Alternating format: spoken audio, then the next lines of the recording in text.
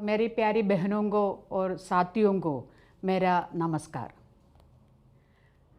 आज हम थोड़ा सा बातचीत करेंगे हमारी देश और देशवासियों के हालात पे।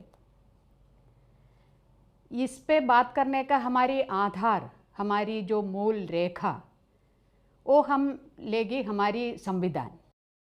संविधान के अंदर सब चीज़ है।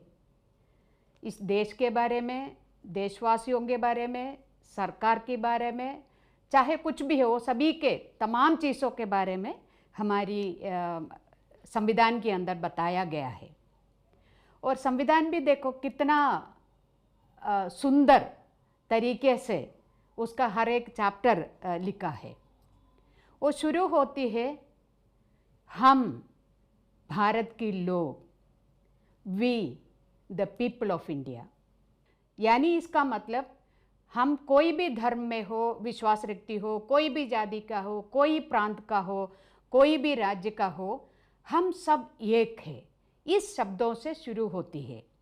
हमारी देश एक सोवरिन, सोशलिस्ट और सेकुलर डेमोक्रेटिक रिपब्लिक है।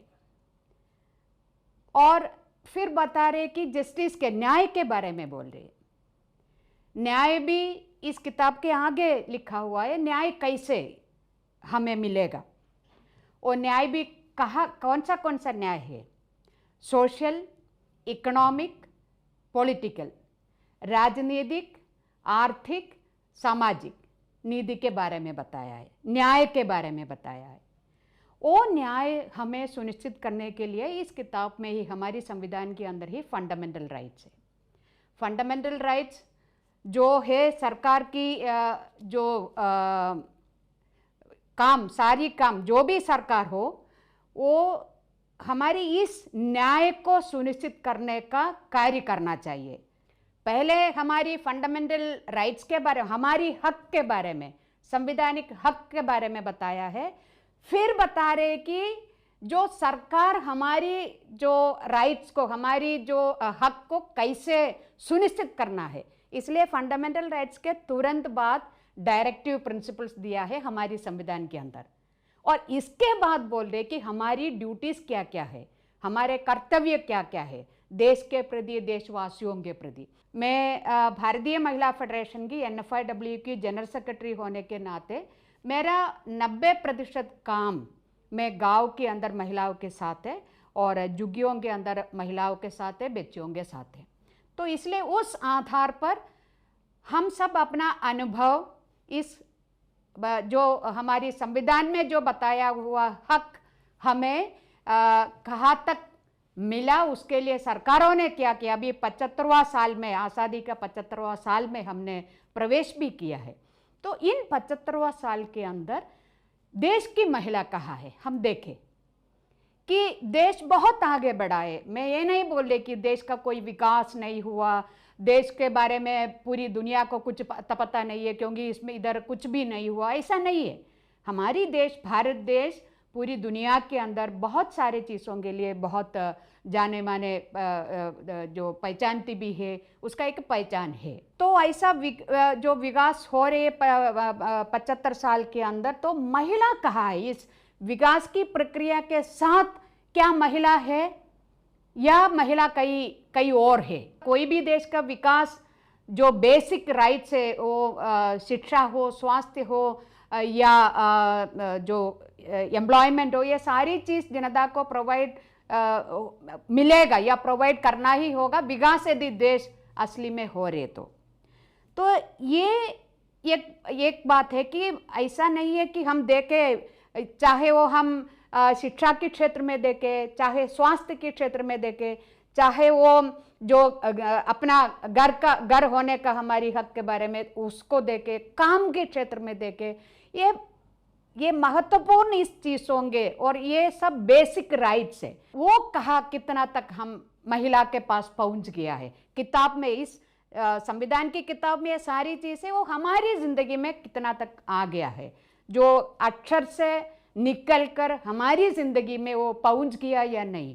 आप सभी को पता है, कोई भी देश का जो देश के बारे में वो कितना प्रगतिशील है, वो कितना विकसित है, ये सारे चीज़ का निर्णय करने के लिए, जल्दी से जल्दी पता करने के लिए उस देश का, कोई भी देश हो, उस देश का जो महिलाओं को देखो उनकी स्थिति क्या है, तब पता चल जाता है कि महिला की स्थिति यदि बेहतर है तो देश भी बेहतर है, महिला की स्थिति यदि बुरी है तो उस देश का जितना भी दुनिया के अंदर नाम हो, मगर असली मायने में, असली मतलब से वो विकसित और विकास हुआ है करके हम नहीं बता सकती है। 1990 से लेके सरकार ने, हमारी देश की सरकार ने एक हमारी आर्थिक नीति में एक बदलाव लाया। तो उस मुनाफा बढ़ाने के लिए सारा पूरी दुनिया की जो पूंजीवादी लोग, पूंजीवादी ताकतें अपना एक सोच बनाकर ये एक नया आर्थिक नीति लाया है। उस नई आर्थिक नीति क्या है? उस नई आर्थिक नीति का है सबसे 2-3 महत्वपूर्ण बात है। एक तो है निजीकरण है, हर चीज़ निजीकरण, चाहे वो स्कूल हो, चाहे वो अस्पताल हो, चाहे वो राशन हो, हर चीज़ जिस उस वक्त तक हमें आसानी से उपलब्ध हो रही थी, सरकारों ने हमें वो चीज़ हमारे तक पहुंचाने के लिए, दिलाने के लिए सरकार उसमें काम कर रही थी। वो सभी चीज़ें धीरे धीरे ये निजीकरण के ओर निजी व्यक्तियों को, निजी कंपनियों को देना शुरू किया है। इसका एक उदाहरण मैं आपको बताऊँ ये समझने के लिए। 90 से पहले हमारी गाँव, हम सभी ने उस उम्र का, मैं बता रही कि मेरा उम्र का सभी लोग सरकारी स्कूलों में पढ़कर आ गया, सरकारी स्कूल में पढ़कर IAS बन गया, IPS बन गया, डॉक्टर बन गए। अभी देखेगा तो धीरे धीरे इतने ही साल के बाद यदि हम अपनी गांव के और थोड़ा सा आंखें खोल के यदि हम देखेगा तो हमारी सरकार स्कूल बहुत सारी गाँव से, लाखों गाँव से उसको बंद किया है। उस जगह पे बहुत सारा जो निजी स्कूल, जो प्राइवेट स्कूल, कॉन्वेंट स्कूल्स के या कुछ और नाम से निजी स्कूल आ गए हैं। तो शिक्षा पूरा की पूरा एक तरफ ये निजी हाथों में, निजी व्यक्तियों के प्राइवेट सेक्टर में आ गया है। सरकार धीरे धीरे, जो सरकार का है कि ये सबको शिक्षा देने का, इस संविधान के अंदर क्या है, संविधान की एक सारा किताब एक बार हम क्या है पीस कर, निचोड़ कर यदि हम निकाल कर देखेगा तो उसमें ये पहला पेज से आखिरी पेज तक जो भी बातें बताया है उसकी संक्षिप्त में ये है कि जो right to life with dignity, सबसे पहला प्रहर ये नई आर्थिक नीति का हुआ है हमारी राशन के ऊपर। राशन, उससे पहले हम पूरी देश में हर परिवार में राशन कार्ड थे और उसका खास बात है हर राशन कार्ड का जो कलर एक ही था। केरला में मेरा जो घर पे राशन कार्ड था उसका कलर और बिहार में जो राशन कार्ड थे उस वक़्त, वो 90 से पहले दोनों का कलर, रंग एक ही था। और ये नई आर्थिक नीति आ गया, क्या हो गया, उससे पहले 90 से पहले हर चीज़ें हमें मिल रही थी, चाहे चाय की पत्ती हो, चीनी हो और दाल हो, खाने का तेल हो, चावल हो, आटा, जो गेहूँ हो और कपड़ा तक, तो हर चीज़ें मिल रही थी और भी कम दामों में। क्योंकि जो सबका कल्याण, सबका जो इज्जत, ये सारा चीज़ जो सबका जो इज्जत से जीने का अधिकार होना है, तो जीना खाना खा के ही जीना है। तब सिर्फ खाना खाने का नहीं है और वो पोषण भरा खाना भी होना चाहिए, इसलिए और दाल वगैरह उस वक़्त देती थी राशन की दुकान से। नई आर्थिक नीति आने से बाद क्या हो गया, ये सारा पंचवर्ण हो गया है, कुछ लाल, कुछ पीला, कुछ सफ़ेद, ऐसा हो गया। लाखों लोगों को, अपना परिवारों को अपना राशन कार्ड भी छीन लिया है। फिर क्या हो गया, धीरे धीरे इतनी साल के अंदर अभी सिर्फ 5 किलो प्रति व्यक्ति गेहूँ और चावल का मिलने का और कुछ चीज़ें और नहीं मिलने का हो गया है। तो ये कैसे हो गया, यही ये नई आर्थिक नीति। इस नई आर्थिक नीति जो सरकार हमें ये सारी चीज़ राशन की दुकान से जनता को दिलाने के लिए सरकार किसानों से खरीदना पड़ती थी, तो सब्सिडी देने पड़ती थी। वो सब चीज़ से सरकार धीरे धीरे धीरे इस नीति के अनुसार जो हट गई है, और ये सारा चीज़ इस वजह से कम होते आज सिर्फ 5 किलो प्रति व्यक्ति अनाज पे पहुंच गया है। यही है नई आर्थिक नीति, जो बहुत बड़े बड़े विद्वान लोग बहुत बड़ा चीज़ इसके बारे में बोलेंगी, मगर आम जो गांव की लोगों का जिंदगी में नई आर्थिक नीति का मतलब यही है। तो ये कल्याण, जो जनता की कल्याण की दिशा था, जनता की कल्याण की लक्ष्य था सरकार का, वो उससे हटकर फिर जो निजी सेक्टर का, निजी लोगों का, कंपनियों का मुनाफा की ओर सरकार का ध्यान शिफ्ट हो गया। तो इस वजह से हमारी देश की महिला का भी शिक्षा से और वंचित हो गया। अभी एक रिपोर्ट हमें हाल ही में देखा है कि जो एलिमेंट्री लेवल से, जो कक्षा 1 में हम शामिल करती है, जो कक्षा 1 से लेकर 4वीं क्लास तक, उसमें से ही लगभग 5% लड़कियां ड्रॉप आउट हो जाती है, स्कूल जाना बंद करती है।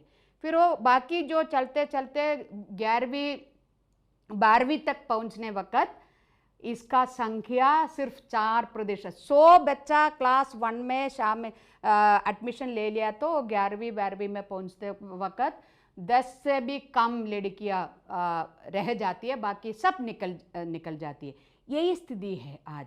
75वीं साल हम आज़ादी के 75वीं साल में पहुंच गया है।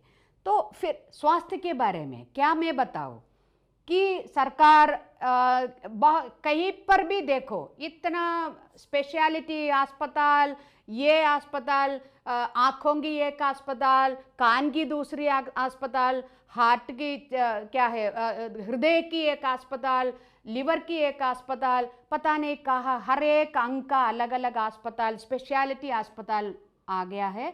मगर ये ज़्यादातर 90% अस्पताल है आज निजी क्षेत्र के अंदर है और निजी व्यक्तियों का है। उधर अंदर घुसने ही आप घुसना भी मुश्किल है, क्योंकि सबसे पहले देखेंगे आपके पैर में चप्पल है या नहीं है, और आप कैसा कपड़ा, एक पेशेंट को, एक रोगी को चिकित्सा देने वाला, ट्रीटमेंट देने वाला जगह है, उधर भी आपकी अपीयरेंस कैसे है, आप कैसा जो कपड़ा पहना, ये सब देख के ही आपको गेट के अंदर घुसने देती है।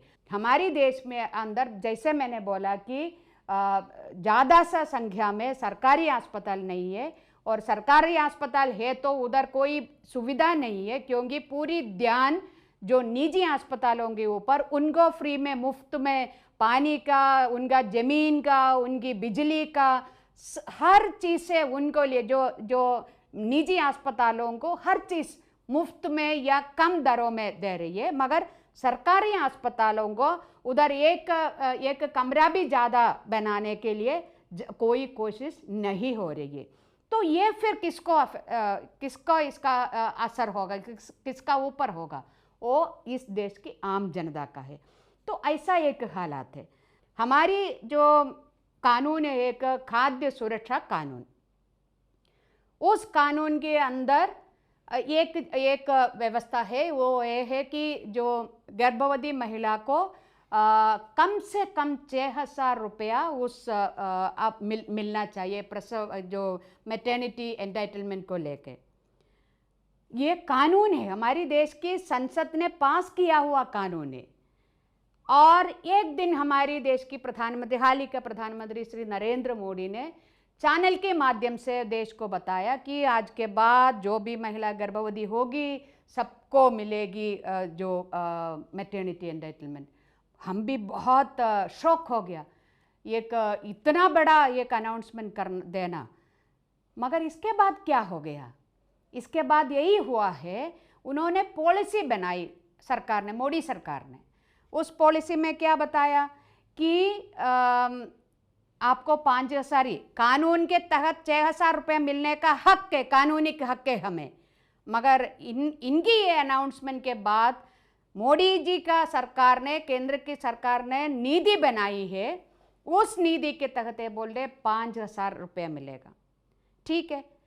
और उससे पहले क्या होती थी, 2 प्रसव के वक्त हमें 6,000 मिलती थी। इस प्रधानमंत्री के इस घोषणा के बाद नीति बनाया, उसके बाद बोला है सिर्फ एक ही प्रसव के वक्त मिलेगा, वो भी पहला प्रसव होना चाहिए।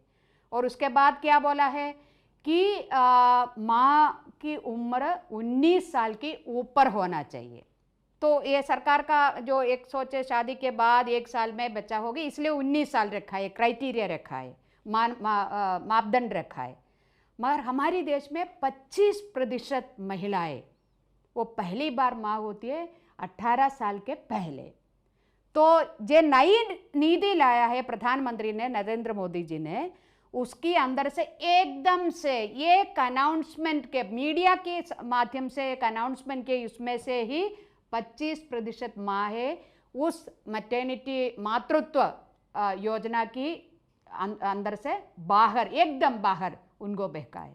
पहले ऐसा था कि एक वेलफेयर स्टेट का, सभी का कल्याण होना चाहिए, मातृत्व भत्ता भी इसलिए दे रहे, मातृत्व सहायता इसलिए भी दे रहे, उस वक़्त महिला को काम में नहीं जा पा रही है, उस वक़्त वो भूखे ना रहे, उनको अच्छा पोषण भरा खाना भी देना चाहिए उस वक़्त, इसलिए ये सारा चीज़ प्लान किया है सरकार ने। मगर इधर आके ऐसा ही बंद कर रहे हैं।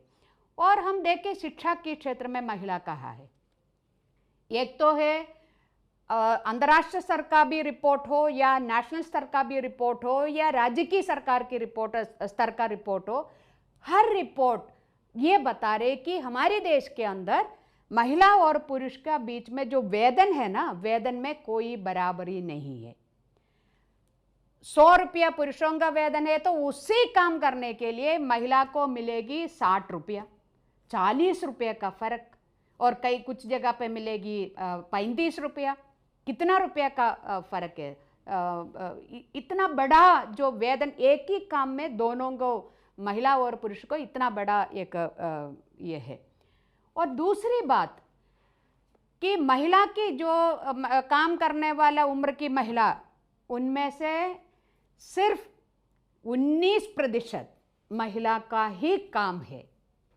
यानी 100 महिला काम करने का उम्र में है, 18 से लेके 75 55 तक वाला उम्र है, तो उम्र वाला महिला है, तो उनमें से बिल्कुल 19% महिला को काम मिलती है।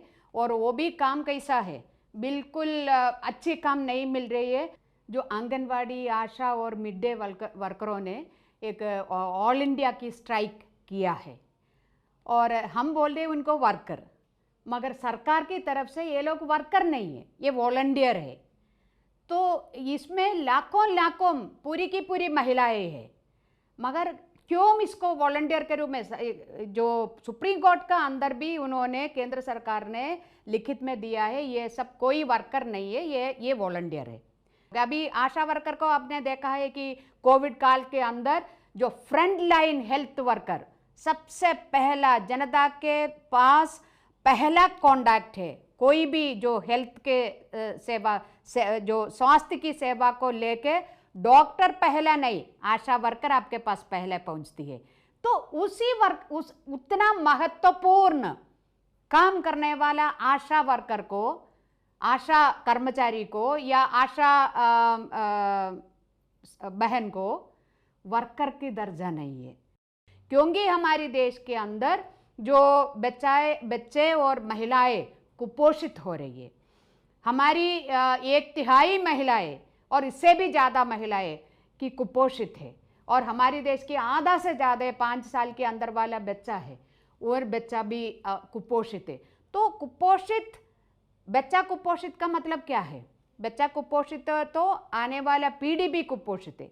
ऐसा एक कुपोषित पीढ़ियों को हम कैसे, हमारे देश खड़ा करने के लिए हम कैसे उनकी मदद ले सकती है?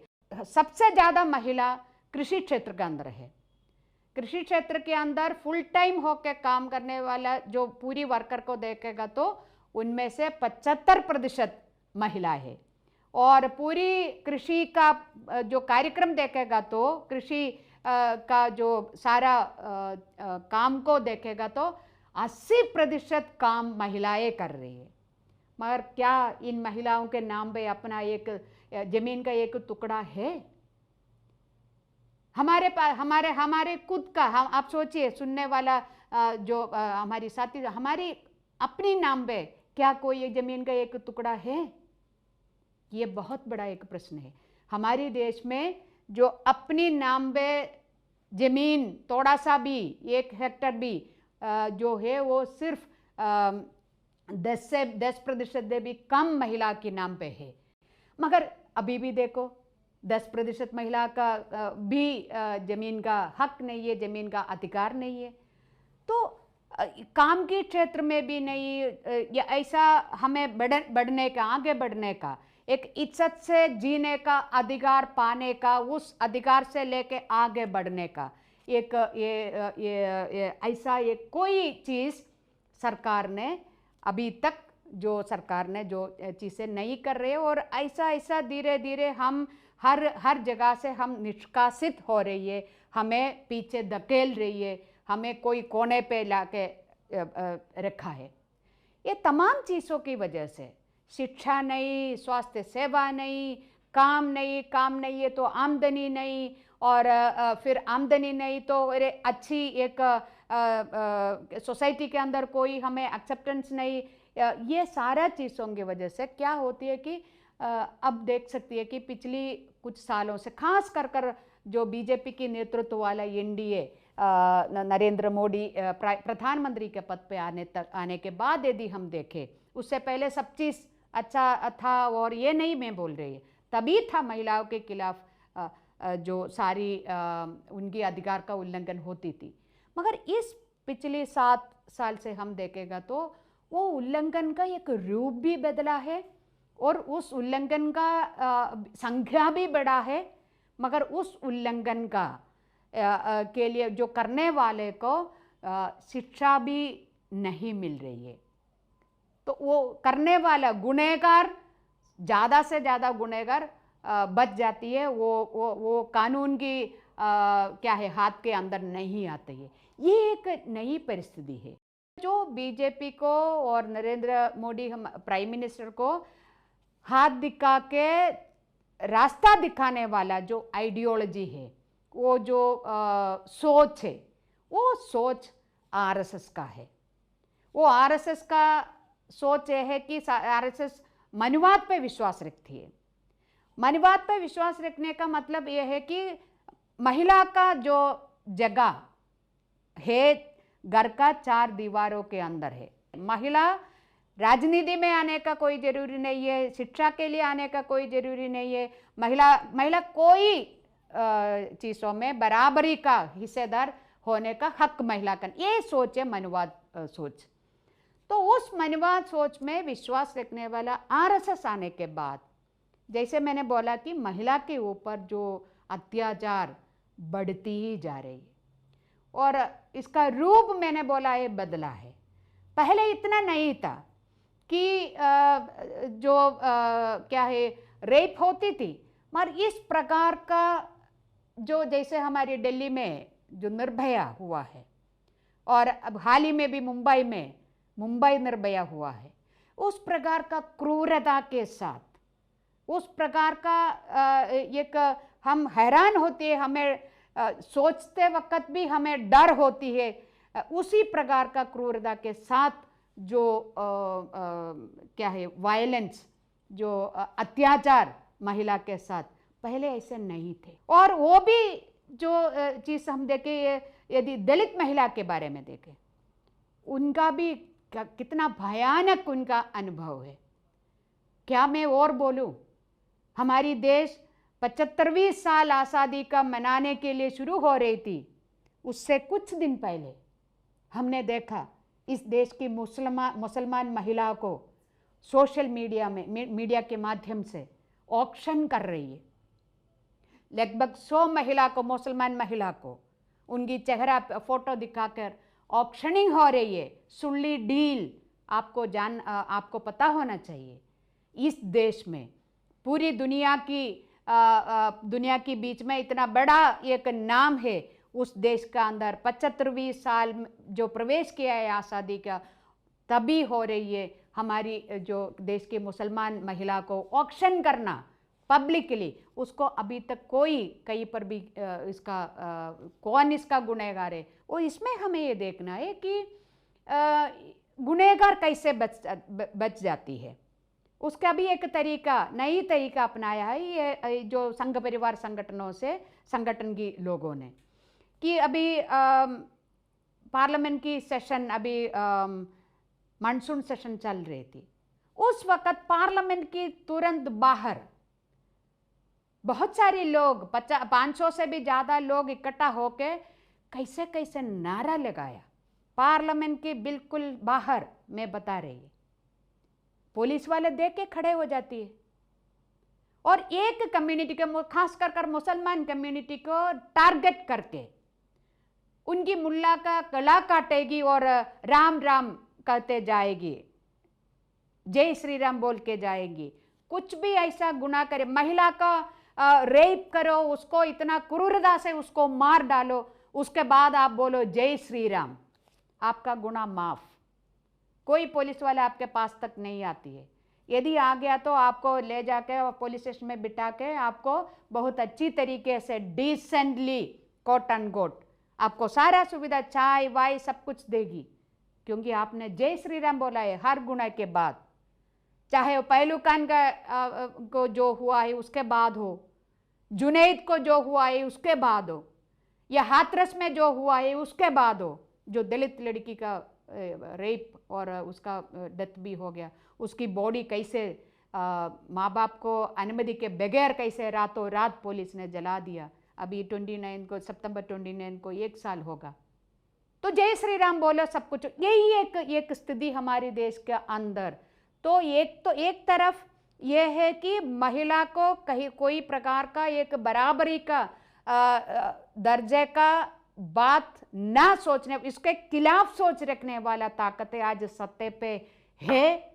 उस वक्त देश की महिलाओं की और लड़कियों का स्थिति बहुत, क्या खाना, क्या कहाँ जाना, किसका और कौन सी ड्रेस पहनना, किस वक्त निकलना और किसके साथ निकलना, ये सारी चीज़। मैं सिर्फ क्या खाने का बोल रहे, मैं बोलूँ कि एक यूनिवर्सिटी के अंदर लड़कियों को बोला कि आप लोग नूडल्स मत खाइए, क्योंकि वो फिर आपको जो क्या है अनवांटेड सोच, आपका गंदे गंदे सोच आपकी मन में पैदा करेंगी यदि आप नूडल्स खाएगा। तो कहा है हमारी डेमोक्रेसी का, जनवाद का जो 4 पिलर, जो हमारी खंभ, वो लेजिस्लेचर, एग्जीक्यूटिव, जुडिशरी और फिर जो प्रेस, ये 4 खंभ में जो 4 पिलर पे खड़ा है हमारी देश की जनवाद, देश की डेमोक्रेसी।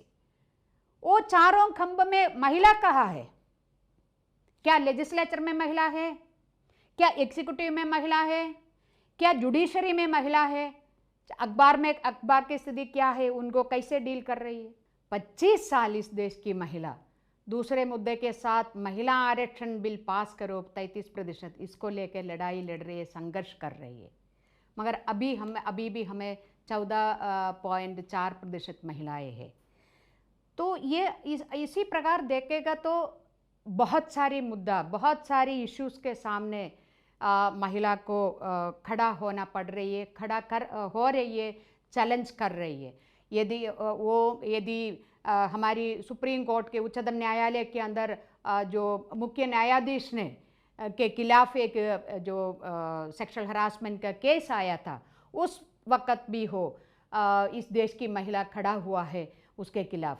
तो ये सभी इस संघर्ष कैसे, ये इसका भी संघर्ष का भी एक पॉजिटिव अंत तो होना चाहिए, ये भी कहीं ना कहीं सुनना चाहिए। केंद्र में जो सरकार है, नरेंद्र मोदी के नेतृत्व में जो सरकार है, वो सरकार महिलाओं को एक तरफ का एक वस्तु के तौर पे, महिलाओं को एक चुनाव जीतने का एक वस्तु का तौर पे, इस वजह से उन्होंने जो उज्ज्वला योजना, अब सभी को पता है, उज्ज्वला योजना के माध्यम से ये कर रहे, बहुत लाखों महिला को चूल्हा दिया, मुफ्त में चूल्हा दिया और गैस कनेक्शन दिया बोल रहे, हाँ बहुत सारे लोगों को दिया, मैं मना नहीं कर रही, मगर एक तरफ ये दिया और दूसरी तरफ आपने क्या किया, हर दिन हर हफ्ते ये जो गैस की दाम बढ़ाती गई। कैसे ये महिला, उनका कोविड काल के अंदर, लॉकडाउन के अंदर उनका काम छूट गया, पूरी परिवार के काम छूट गया, और वो कैसे सिलेंडर का दाम बढ़ती ही जा रही है, कैसे एक वक्त का रोटी बच्चों को खिलाने का उनके पास कुछ भी नहीं है, वो कैसे इतना 800 रुपया 900 रुपया जो देके वो कैसे जो सिलेंडर खरीद सकती है। तो इसके लिए फिर हमें जो नई आर्थिक नीति जो बताया है उससे निकलने का बहुत जरूरी है। नई आर्थिक नीति, न्यूलिबरल इकोनॉमिक पॉलिसी, वो पॉलिसी हमारी देश की जनता को ये बहुत क्लेम करती है इंक्लूसिव है, वो इंक्लूसिवली एक्सक्लूशनरी क्लब के लिए है, वो सबको बहुमत लोगों को एक्सक्लूड कर रही है हर चीज़ से। तो वो एक जो हमारी जो आर्थिक नीति है उस आर्थिक नीति को बदलना है, और बदल कर फिर हमें जो जनता की वेलफेयर को फोकस करके उसी प्रकार का जो जनता की पक्ष वाली आर्थिक नीति को तैयार करके उसी के अनुसार इस देश की आर्थिक नीति होना चाहिए। सामाजिक नीति आज भी 75वीं साल में प्रवेश करने के बावजूद भी हमारे देश के अंदर जो जाति के और धर्म के नाम पे इतना बड़ा जो भेदभाव है, और वो चीज़ को ख़त्म करना है। तो सोशल इक्वालिटी का बारे में, और वो चीज़ लाने के लिए भी हमारी, जब मैंने बोला शिक्षा सरकार की जो पब्लिक सेक्टर में ही होना है, तो सिलेबस भी उसी के आधार पर हमें चेंज करने का बहुत ज़रूरी है। तो उसी प्रकार जनपक्ष वाली फोकस, और सबसे महत्वपूर्ण चीज़ है हर प्लानिंग का अंदर कोई भी डिसीजन इस देश के लिए देश के नाम पे ले रहे, तो वो हर डिसीजन के अंदर महिला को केंद्र बिंदु बना के वो हर चीज़ को, वो हर पॉलिसी को, हर कानून को बनाने का भी, क्योंकि महिलाएं बहुत पीछे है। पार्लियामेंट और विधानसभाओं में 50% महिला को उधर जगह होना चाहिए। उसके लिए यदि रिजर्वेशन 50% का रिजर्वेशन बिल लाना है, उसको पास करना है, तो वो करना चाहिए, ताकि हमारी जनवाद, हमारी डेमोक्रेसी एक meaningful, of the people, for the people, by the people, ये जो बोल रहे हम डेमोक्रेसी के बारे में, वो डेमोक्रेसी को एक मीनिंगफुल बना के वो उधर फिर जनता की पक्ष वाली ही सारा चीज़ होगी। उसी पे हमें फोकस करके हमें आगे आने वाले दिनों में उसी प्रकार का एक डायरेक्शन से, उसी प्रकार का एक लक्ष्य से हमें सबको मिलके आगे बढ़ने का बहुत ज़रूरी है। ये कोई एक पार्टी सोचेगा तो, या कोई एक संगठन सोचेगा तो ये नहीं होगा।